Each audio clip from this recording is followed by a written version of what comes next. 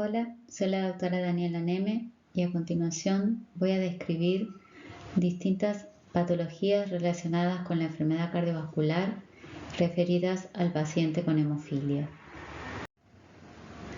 Las personas con hemofilia presentan arteriosclerosis en tasas similares a las de la población general. Además, algunos estudios han demostrado que los pacientes tienen más probabilidades de padecer hipertensión arterial. Las personas con hemofilia de cualquier severidad pueden presentar cardiopatía isquémica sintomática, de manera que tomar una decisión sobre administrar una terapia antitrombótica en un paciente que ya tiene tendencia hemorrágica es particularmente difícil y es un desafío para el hematólogo. La aterosclerosis consiste en el endurecimiento y estrechamiento de las paredes de una arteria. Acá vemos un corte transversal de una arteria normal que tiene una lámina externa, una media formada por músculo y una interna que es el endotelio.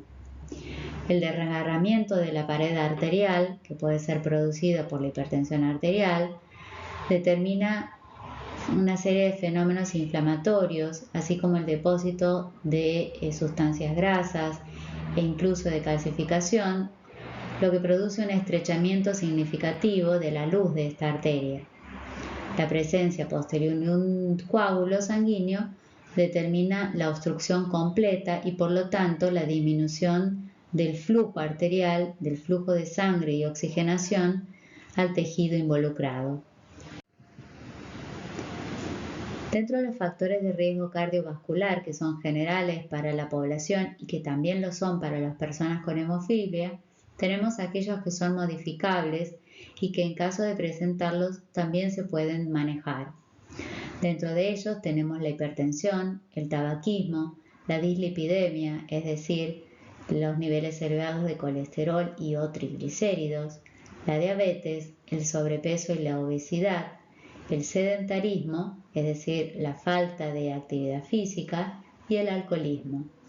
Lo importante a tener en cuenta es que las personas con hemofilia deberían recibir las mismas pruebas de detección, la misma actitud de profilaxis y el tratamiento de los factores de riesgo de la enfermedad cardiovascular, así como las que se administran a la población general. Con relación a la hipertensión arterial, tenemos que esta patología tiene causas que son no modificables, como son la herencia y la edad. A mayor edad, mayor riesgo de presentar hipertensión arterial, pero también tenemos causas que son modificables, como son el sobrepeso y la obesidad, el exceso de consumo de sal, el alcohol, el tabaco, determinados medicamentos como son los corticoides a largo plazo y el sedentarismo. Lo importante es tener en cuenta que se trata de una enfermedad silenciosa y que no da síntomas, excepto cuando ya hay daño en los tejidos o en los órganos como consecuencia de la hipertensión arterial sostenida y durante muchos años. Definimos a la presión normal como aquella inferior a 130 milímetros de mercurio como presión sistólica o también denominada presión alta, y la presión diastólica o la baja de menos de 80 milímetros de mercurio. Considerar que para una buena determinación de la presión arterial, el paciente debe estar sentado, sin conversar, apoyando el brazo a la altura del corazón, usando un manguito adecuado sobre el brazo directamente, no sobre la ropa, apoyando los pies sin cruzarlos, tener la vejiga vacía y la espalda apoyada. Esta es la forma correcta para definir los niveles basales en reposo del paciente a quien se va a controlar. Definimos hipertensión cuando tenemos registros iguales o superiores a 140/90. Los síntomas aparecen cuando ya se ha producido el daño en los órganos en donde la oxigenación o incluso hemorragias pueden ocurrir como secundarias a la presencia de hipertensión arterial. La claudicación intermitente, que es el dolor muscular que siente el paciente por el hecho de una disminución en el flujo sanguíneo hacia los músculos y que determina que el paciente camina pocos metros y ya siente dolor que lo obliga a detenerse. Las alteraciones en la retina, que pueden incluso llegar a la ceguera del paciente. El daño en sistema nervioso central, que se traduce con el conocido accidente cerebrovascular o ACV y que en las personas con hemofilia se traduce en hemorragia en sistema nervioso central, siendo la hipertensión arterial la principal causa de esta patología. A nivel cardíaco, la lesión del músculo cardíaco que determina una hipertrofia, es decir, un agrandamiento de este músculo con una disminución en su capacidad de oxigenación y de lesión de las arterias coronarias. Y también los daños a nivel renal, provocando el deterioro en la función de estos órganos. La prevención se realiza modificando hábitos saludables en cuanto a la alimentación, a la necesidad de realizar ejercicios, al no consumo de alcohol, no cigarrillo. En relación a la ingesta de sal, la Organización Mundial de la Salud recomienda una ingesta inferior a 5 gramos por día, siendo en verdad ideal a menos de 2. En la Argentina, el consumo diario de la población general es de 12 gramos por día, de manera que la disminución del consumo de sal es una maniobra muy saludable y muy importante para disminuir el riesgo o prevenir o modificar cuando ya está presente y diagnosticada la hipertensión arterial. Y lógicamente mantener un peso ideal. Algunos mitos relacionados con la hipertensión arterial. Como vimos, la hipertensión arterial es una enfermedad absolutamente silenciosa per se, de manera que es un mito atribuir el dolor de cabeza o el sangrado de la nariz como síntomas de hipertensión arterial.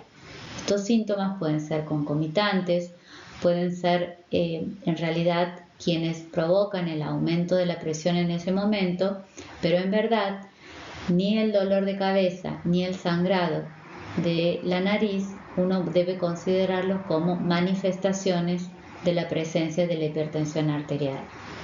También es importante tener en cuenta que la presión arterial debe ser adecuadamente tratada con antihipertensivos indicados por el médico. No se deben compartir la medicación, como así tampoco subestimar los valores que uno diagnostica o que tiene cuando le realizan el control eventual o esporádico de la presión arterial. Recordar que la hipertensión arterial de la que hablamos no tiene cura, pero se puede controlar, de manera que la medicación hay que tomarla siempre junto con los hábitos saludables para optimizar el manejo de la presión. El paciente que tiene diagnóstico de hipertensión debe mantener como objetivo que su presión arterial esté en todo momento dentro de valores normales. En relación a la hipertensión arterial, numerosos estudios informan un incremento de la prevalencia de la hipertensión en pacientes con hemofilia desde los 30 años de edad, esto es, 10 años antes de la población general. La prevalencia de la hipertensión es independiente del tipo y de la severidad de la hemofilia.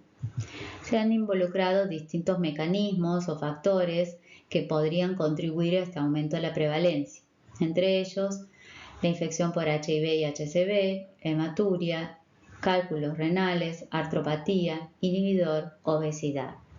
Lo importante es recordar que los pacientes con hemofilia tienen entre el 20 y 50 veces mayor riesgo de hemorragia intracraneal que la población general, y esta hemorragia intracraneal tiene una mortalidad cercana al 20%. De manera que es fundamental el control de la presión arterial, ya que la hipertensión es la principal causa de hemorragia intracraneal en el adulto. Después de los 50 años de edad, la mitad de las hemorragias se presentan en pacientes con hemofilia no severa, es decir, pacientes con hemofilia moderada o leve. Por eso es importante tener en cuenta que la hemorragia intracraneal, así como la hipertensión, pueden estar presentes en cualquier tipo y severidad de hemofilia. Recomendamos entonces controlarse la presión desde alrededor de los 30 años.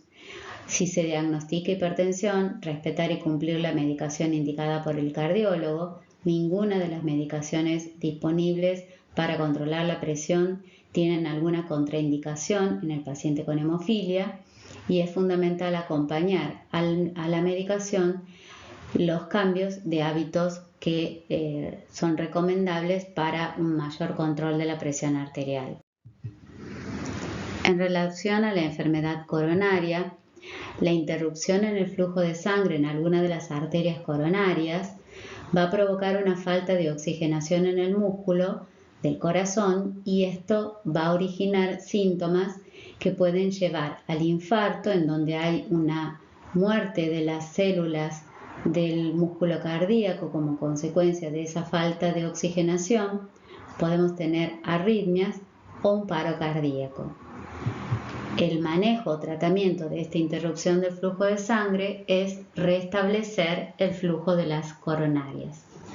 Es importante tener en cuenta que las personas con hemofilia deberían recibir el mismo tratamiento de la enfermedad coronaria que la población general. Para que el paciente que tiene enfermedad coronaria pueda llevar a cabo estudios diagnósticos, así como tratamiento, es fundamental un buen manejo hematológico que permita, por un lado, realizar estos procedimientos y tratamientos, y por otro lado, disminuir el riesgo de sangrado. La indicación del procedimiento a realizar es exclusiva del cardiólogo. Al paciente se le puede indicar un cateterismo, también denominado cinecoronariografía, y en este caso el paciente deberá recibir una dosis previa de factor y luego mantener estas dosis por alrededor de 3 días para disminuir el riesgo de formación de un hematoma en el sitio de la punción. Si se utiliza la vía femoral, recordar que esta vía femoral inguinal lo que busca es punzar la arteria femoral, una arteria de grueso calibre, de manera que el riesgo de hematoma local es mucho más grande. Entonces, en este caso, el paciente no solamente se le recomienda recibir el factor adecuado, sino también permanecer en reposo durante 24 horas con un peso a nivel inguinal, y de esta manera nos podemos monitorear durante esas primeras 24 horas el sitio de la punción. Cuando se detecta la presencia de una obstrucción a nivel coronaria, al paciente se le puede realizar la colocación de un stent con droga. En este caso, el paciente va a tener que recibir, para evitar la trombosis o el nuevo bloqueo a nivel del stent, una medicación que se llama doble antiagregación plaquetaria, es decir, utiliza aspirina, por ejemplo, más otro antiagregante plaquetario. Esto aumentaría el riesgo de hemorragia del paciente con hemofilia, por lo tanto deberá recibir una profilaxis con factor 8 o 9 de acuerdo al tipo de hemofilia. En los casos en que el procedimiento de restablecimiento del flujo coronario no se pueda realizar utilizando un stent, se pueden indicar medicamentos que licúan más la sangre y que de esta manera van a buscar romper esos coágulos, como puede ser la heparina o los trombolíticos. Y para que el paciente pueda recibir este tratamiento es fundamental que se administren factores para alcanzar niveles normales en sangre. De esta manera el paciente, por un lado, va a poder recibir la medicación para restablecer el flujo de las coronarias, y por otro lado va a disminuir el riesgo de sangrado. En la diapositiva siguiente vamos a ver un video del procedimiento de cateterismo por vía femoral y la posterior colocación de un stent. La angioplastía coronaria, también denominada angioplastía coronaria transluminal percutánea o angioplastía con globo, está diseñada para restaurar el flujo de sangre de las arterias coronarias estrechadas u obstruidas por placas ateroscleróticas o coágulos sanguíneos. Cuando usted llega al hospital, se le colocará una vía intravenosa y un monitor cardíaco, y se le administrará un sedante intravenoso u oral para ayudarlo a relajarse. La mayoría de los procedimientos de angioplastía coronaria duran entre 30 minutos y 3 horas. El médico anestesia la piel en la zona de la ingle e inserta una aguja en la arteria femoral. Una vez que se coloca la aguja, se pasa un conductor a través de ella y se lo guía cuidadosamente por el sistema arterial hasta el corazón. La aguja se retirará y se reemplazará por un tubo flexible pequeño denominado vaina, permitiendo el acceso a la arteria femoral.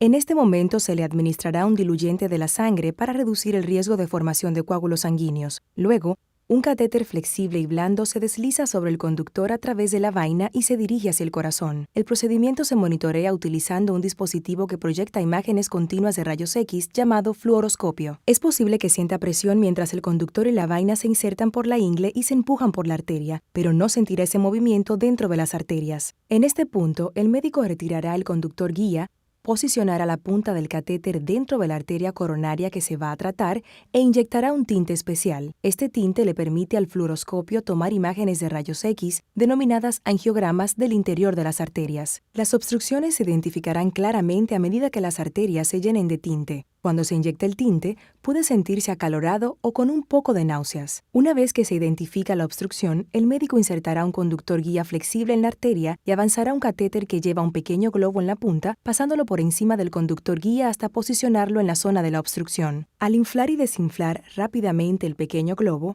se empuja hacia afuera la pared del vaso sanguíneo, restableciendo el flujo de sangre de la arteria. Es posible que sienta dolor en el pecho mientras esto sucede. El mismo procedimiento se repite para cada bloqueo tratado. Luego, el médico retirará el globo desinflado y el catéter de las arterias. A algunos pacientes se les colocará un stent coronario, que es un tubo pequeño de malla metálica diseñado para mantener abierta la arteria una vez que se haya tratado. Se coloca un stent plegado sobre el globo desinflado a medida que se desplaza hacia la posición. Cuando se infla el globo, el stent se expande y queda asegurado en el lugar.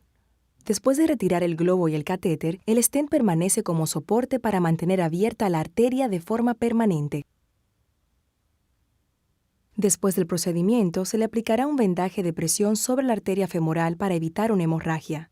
Usted deberá permanecer recostado boca arriba por varias horas, durante las cuales será revisado continuamente en busca de cualquier signo de hemorragia o dolor torácico. Es posible que se le dé de alta el mismo día o después de pasar una noche en el hospital. Otra posibilidad o indicación de cardiología frente a la obstrucción de un vaso coronario es la cirugía de bypass coronario. En este caso, se utilizarán venas o arterias que servirán, como el nombre lo indica, un puente entre la arteria y aquella de forma distal a la que el flujo sanguíneo se ha visto interrumpido. Se pueden utilizar venas como la de la safena de la pierna, y esta es la forma en que quedarían colocados los puentes que permitirían revascularizar las arterias coronarias, en este caso la izquierda o la derecha, según la localización de la obstrucción.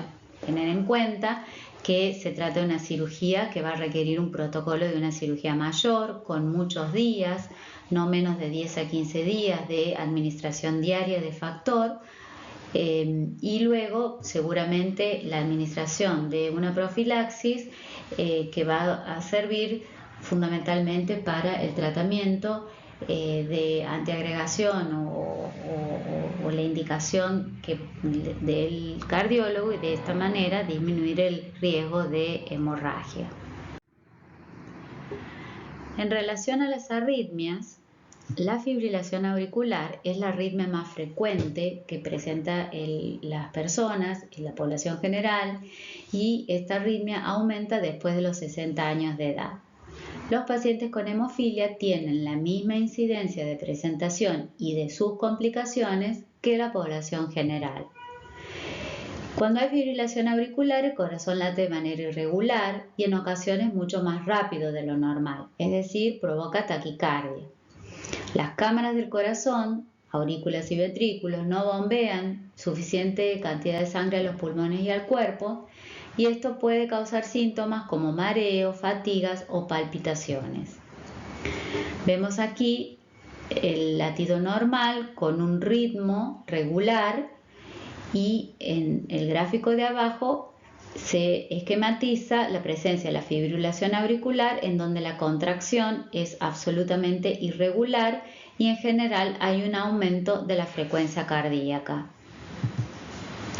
La fibrilación auricular aumenta el riesgo de formación de coágulos y estos pueden migrar a cualquier arteria del cuerpo, produciendo la obstrucción y consecuentemente la isquemia de ese órgano. En las cavidades del corazón, en la aurícula izquierda, existe una prolongación pequeña llamada orejuela, que es el sitio en donde habitualmente suelen formarse los coágulos cuando el paciente tiene fibrilación auricular, y estos coágulos entonces por el ventrículo izquierdo pueden dirigirse hacia la aorta y desde allí migrar y producir la obstrucción del flujo sanguíneo en cualquier órgano. Los cardiólogos van a indicar un tratamiento antiarrítmico, procedimientos invasivos que pueden buscar erradicar la arritmia, como puede ser la ablación, en este caso se hará un cateterismo, o como puede ser la cardioversión, o el cierre de esta orejuela en caso de que la fibrilación auricular exista, y en este caso el cierre de la orejuela permitirá bloquear la formación de los coágulos y de esta manera evitar la salida de estos coágulos hacia la circulación general. La mayoría de los pacientes se les va a indicar un tratamiento anticoagulante para evitar la formación de los coágulos. En todo procedimiento invasivo y en el tratamiento de anticoagulación, el paciente deberá recibir factores para disminuir el riesgo de hemorragias. ¿Cuánto tiempo? Esto va a depender del procedimiento, de si la arritmia ha sido erradicada, y si persiste, la anticoagulación debe ser de por vida, y entonces aquí la administración para mejorar los niveles basales de factor deberá ser también de por vida. Muchas gracias por su atención.